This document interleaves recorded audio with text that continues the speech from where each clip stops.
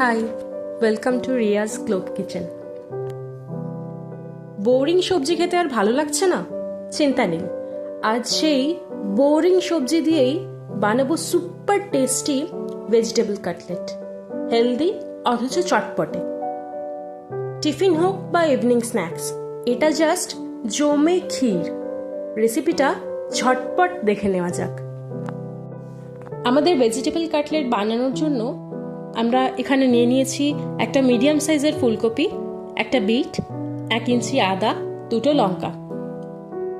ফুলকপিটা ছোট ছোট করে কেটে একটু গরম জলে ভিজিয়ে রেখেছিলাম।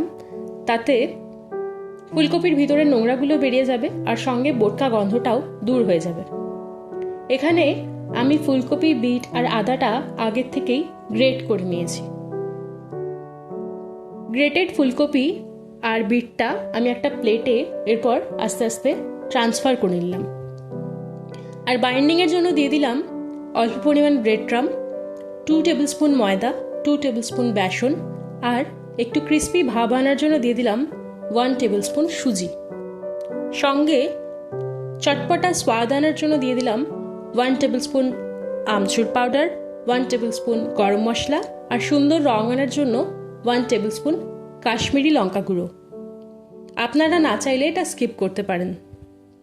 সঙ্গে দিয়ে দিলাম গ্রেটেড আদা আর কেটে রাখা লঙ্কা।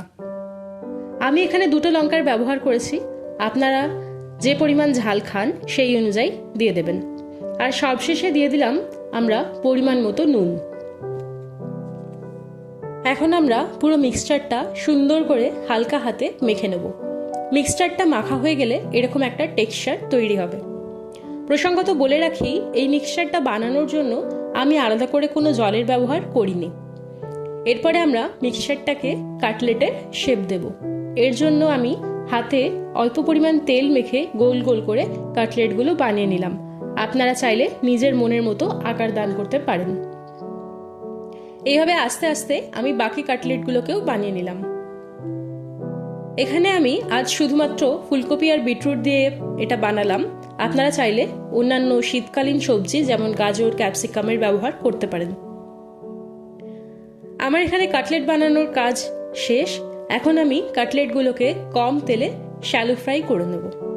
একটা প্যানে আমি অল্প পরিমাণ তেল নিয়ে মিডিয়াম ফ্লেমে রেখে ধীরে ধীরে কাটলেটগুলো তেলের মধ্যে ছাড়তে থাকলাম। এক পিঠ ভাজা হয়ে গেলে আমরা অপর পিঠটাও সমানভাবে ফ্রাই করে নিলাম। এখন একটু ভাজা হয়ে গেছে, দেখুন আপনাদেরকে সামনের থেকে দেখাচ্ছি কাটলেটটার কি সুন্দর ব্রাউনিশ কালার এসেছে। ফ্রাই হয়ে গেলে ধীরে ধীরে কাটলেটগুলোকে আমরা অন্য একটা প্লেটে ট্রান্সফার করে দিলাম। এইভাবে আস্তে আস্তে নেক্সট ব্যাচের কাটলেটগুলোও আমরা ফ্রাই করে নিলাম। কাটলেটগুলো দেখলেই বুঝতে পারবেন যে কতটা ক্রিস্পি হয়েছে। চায়ের সঙ্গে খাওয়ার জন্য, ইভিনিং স্ন্যাক্স বা বাচ্চাদের টিফিন, এরকম জিভে জল আনা সুস্বাদু অথচ হেলদি স্ন্যাক্স বানিয়ে পরিবেশন করুন ঝটফট।